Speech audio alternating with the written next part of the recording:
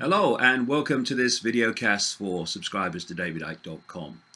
Well, it had to happen eventually, and well, it clearly is happening. And what I mean by that is the increasingly open and obvious challenge by authority to those of us who are, and in many cases have been for a very, very long time, been exposing and challenging the official version of global events. And for a long time, well, look at my case, for a long time we were just dismissed as nutters, crazies, in my case, completely insane and, almost historic levels of abuse and ridicule. But with the passage of world events, contrasted or compared with what people like me have been saying over the years is the plan to unfold, have brought extraordinary numbers of people compared with the past to look at the information. And what they're saying in these increasingly large numbers is, well, this actually makes sense of world events far more than what the authorities are telling us. And this has reached a point where those very authorities, the form of politicians and mainstream media and all these different aspects, have to start to see the challenge from the alternative media and decide what they're going to do about it.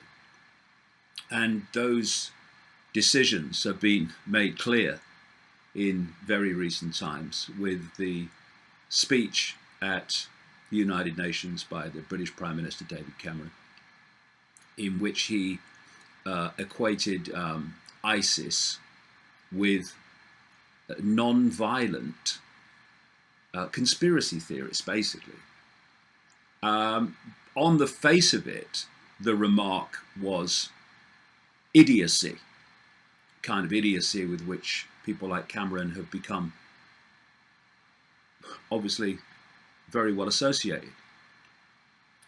But it wasn't that kind of idiocy, because there was a method in it, and that is to start to equate in the public mind people challenging the official lies, mendacity of government with supporting terrorism or creating the information environment in which people would turn to terrorism.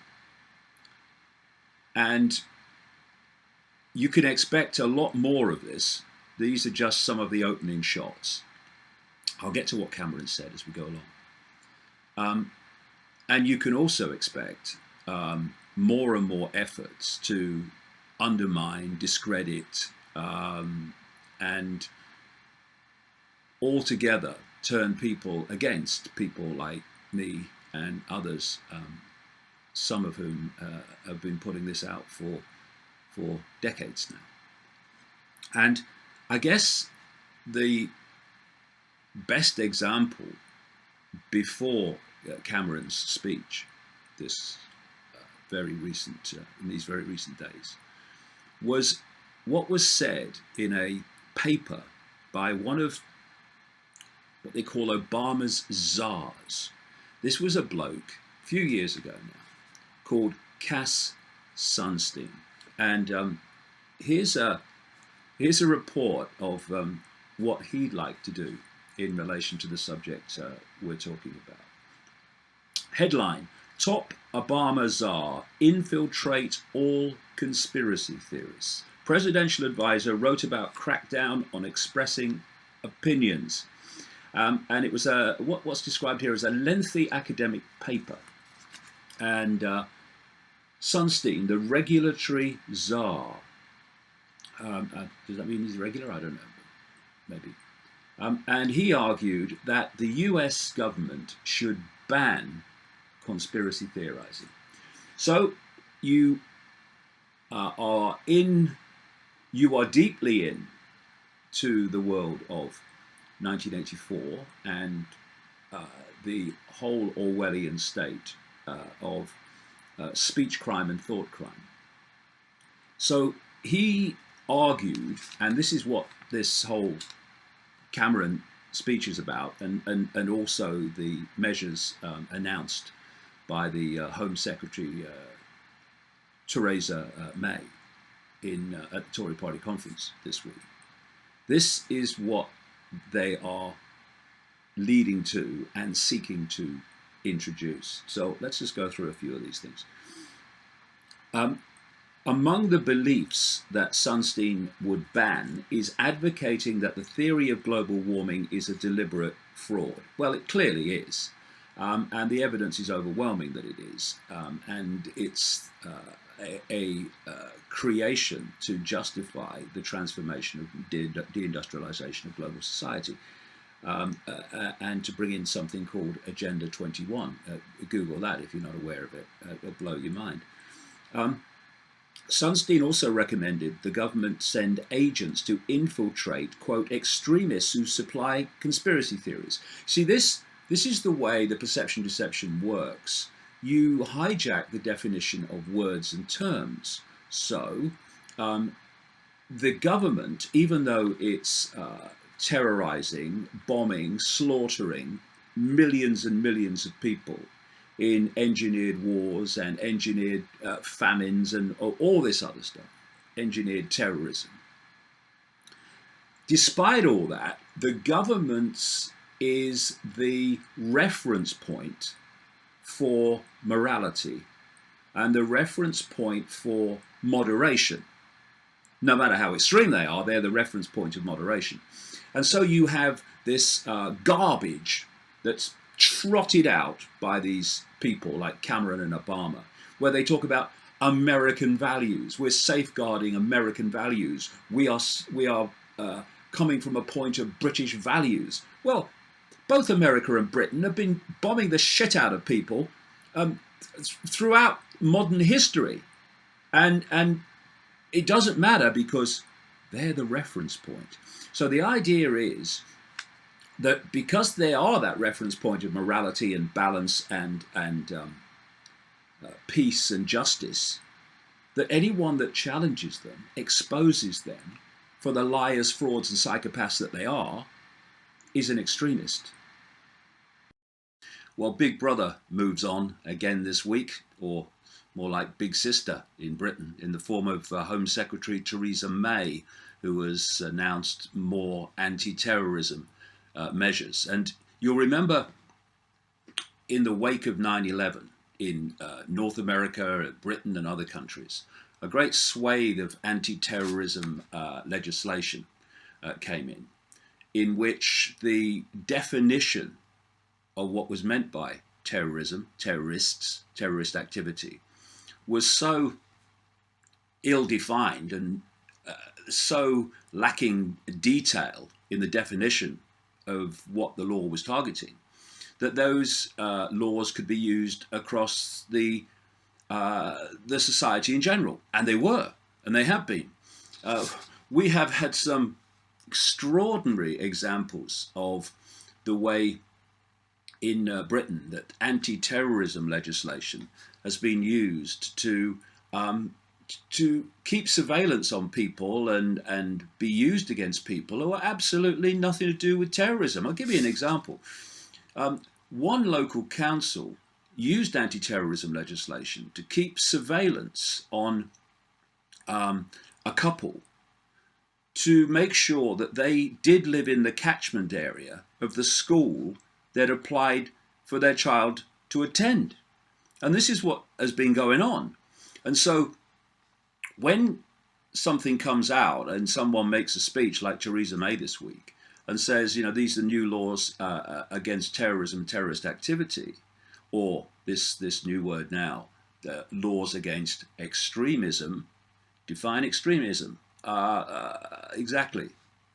And so the laws that they are bringing in, the new ones announced this week, are designed in just the same way to be applied to the population in general, and very much to people like me and others who are exposing the scams and the conspiracies involving governments and all the rest of the networks of deceit.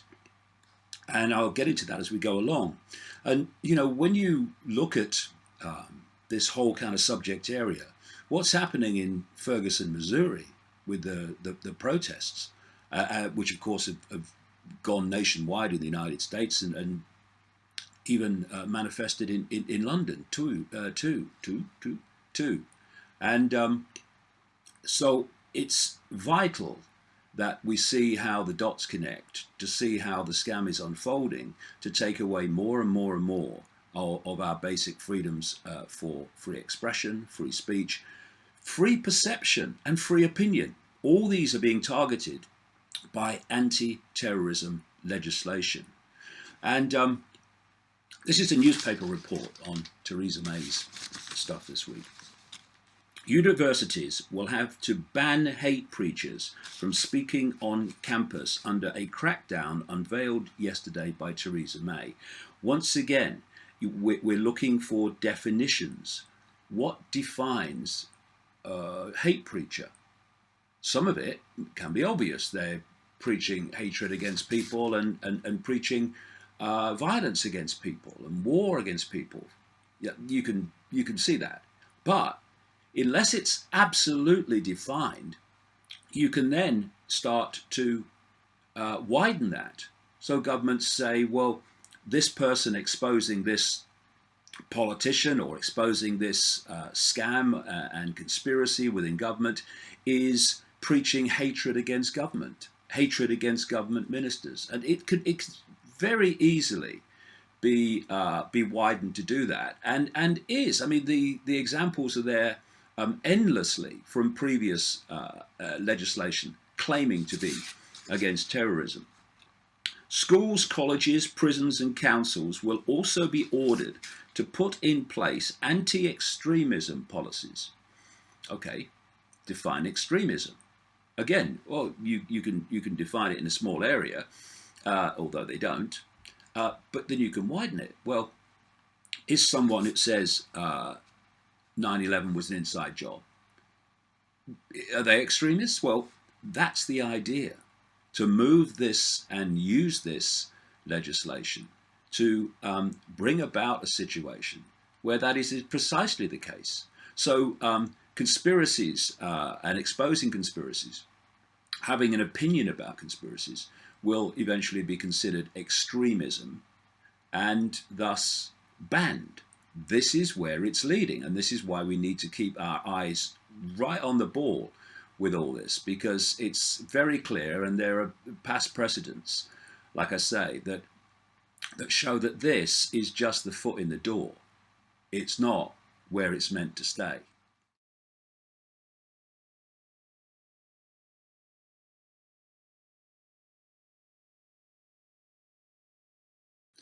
Well, the term conspiracy theorist is being heard more and more these days, and there's very good reason for that, because more and more the conspiracies, actually, in my view, overwhelmingly different expressions of the same conspiracy, have been brought to light and made more blatantly obvious over the last few years, and with some people over the last few decades. And there is a need, therefore, to discredit that information and those suggestions of conspiracy, to stop the public seeing that what is being said is true. And the term conspiracy theorists or conspiracy theory was first widely employed by the CIA to try to discredit people pointing out the bloody obvious about the Kennedy assassination. That it was not what the official story claimed it was.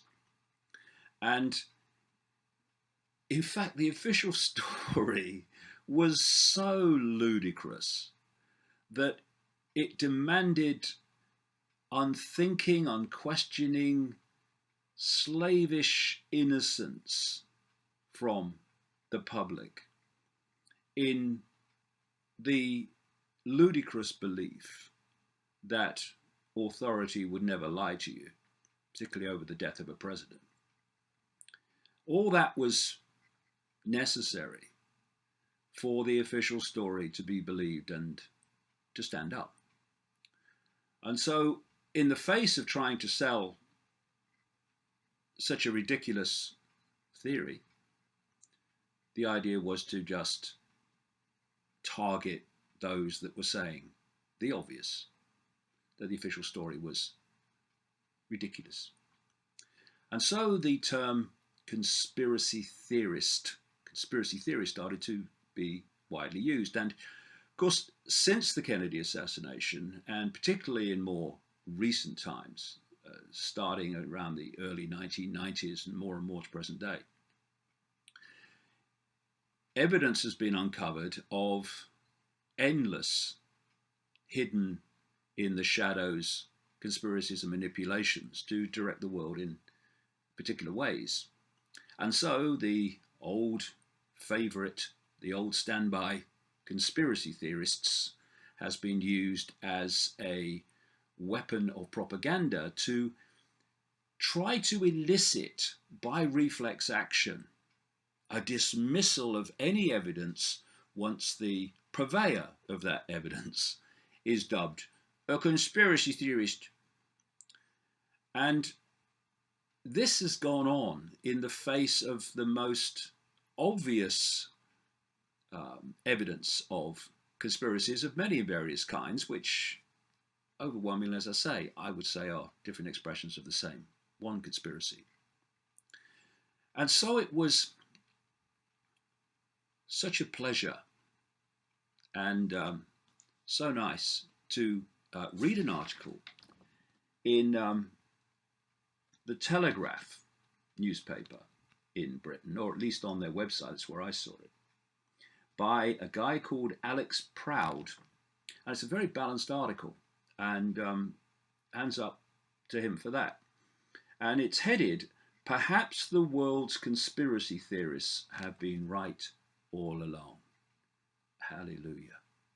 Have they been right about everything? Of course not. Have they been right about most of it, and certainly the theme of what's going on? Absolutely. And it says, "We used to laugh at conspiracy theorists, but from FIFA to banking scandals and the Iraq war, it seems they might have been onto something after all."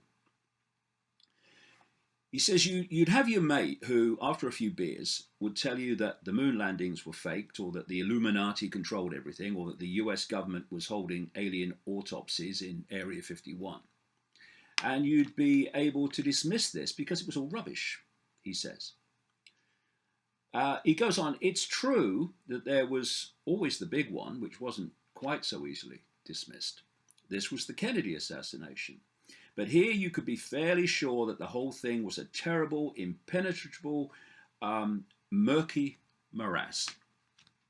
You knew that some things never would be known or would be released, partially redacted by the CIA 200 years in the future. And you knew that whatever the truth was, it was probably a bit dull compared with your mate's flights of fancy involving the KGB, the mafia, and the military-industrial complex. Besides, it all made for a lot of very entertaining films and books. But," he says in the article, "this nice, cozy state of affairs lasted until the early 2000s. But then something changed. These days, conspiracy theories don't look so crazy, and conspiracy theorists don't look like crackpots. In fact, today's conspiracy theory is tomorrow's news headlines. If you read my books, for instance, from the last few years, in fact, the last nearly 25, you'll see that they did make tomorrow's headlines in terms of what happened subsequently in relation to what was said was planned in the books. And that's not because of genius or prophecy. It's because when you uncover what the plan is and what is planned to unfold, unless something comes along to intervene in that, then it will unfold. And in effect, you're predicting the future, but not from the ether, from knowing what the plan is to transform planet Earth into a Alcatraz for humans. It's tempting, he says, I suppose, to say we live in a golden age of conspiracy theories, although it's only really golden for the architects of the conspiracies. From the Iraq war to FIFA to the banking crisis, the truth is not only out there, but it's more outlandish than anything we could have made up. That's a great line, because one of the greatest defense mechanisms to the uncovering or the acceptance in people's minds of these conspiracies or that conspiracy is the chasm that has to be crossed between the world as people have been programmed from birth to perceive it and is constantly underpinned by the mainstream media, etc., and what's really going on. And so there is a great effort by people who know what they're doing, and lots of people who just don't know what they're doing but have bought the lie, to discredit those people who are uncovering and communicating what the mainstream media won't. So let's just look at the definition of a conspiracy, the dictionary definition. An agreement to perform together an illegal, wrongful, or subversive act. Now, on that definition alone, this world is drowning in conspiracies. Another definition, an agreement between two or more persons to commit a crime or accomplish a legal or a legal purpose through illegal action. Once again, we're swimming. A joining or acting together as if by sinister design. A secret plan or agreement to carry out an illegal or harmful act, especially with political motivation, plot. Weapons of mass destruction in Iraq, and the act of making such plans secret. So that is the definition or definitions of conspiracy. And you can see that it's not just that there are conspiracies by those definitions, but we are deluged with them at all levels of society. And you still get people saying, do you believe in the conspiracy theory of history, or do you believe in the cock-up theory? As if they're mutually exclusive, as if you have to pick one or the other. And of course, it's a mixture of both. Of course, people make cock-ups, bad decisions, and then things unfold. Of course that happens. But when you do the research, most people don't, you find that an enormous amount of what happens in the world is coldly calculated in the shadows to play out in the public arena as either random or unconnected